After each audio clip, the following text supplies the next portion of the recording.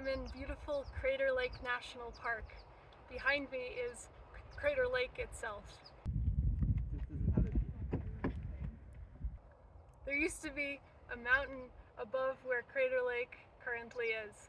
It was a volcano for a long, long time, and then 7,700 years ago the volcano finally exploded.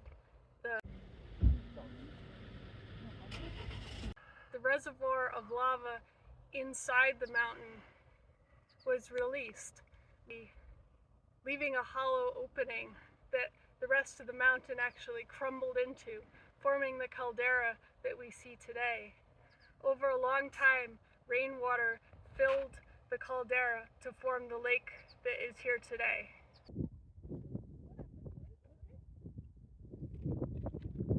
That wasn't the last of the volcanic explosions in this area. The island that's in the lake today, called Wizard Island, is actually a cinder cone which kept erupting after the huge collapse into the caldera, and it forms an island in the lake today. Wizard Island is a cinder cone volcano that erupted slightly after the main Crater Lake was formed by a huge volcanic eruption. Behind me there's a 160-foot tall rock island sticking out of the lake. And this was actually formed 400,000 years ago. Much older volcanic activity in this same area. It was exposed in the caldera.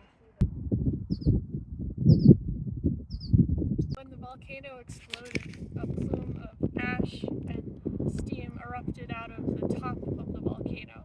Then the lava from inside the volcano flowed out to the north, releasing 12 cubic miles of lava out. That chamber inside the volcano was now empty of lava, and it could no longer support the rock on top of it, which crumbled and fell into the caldera that we see today.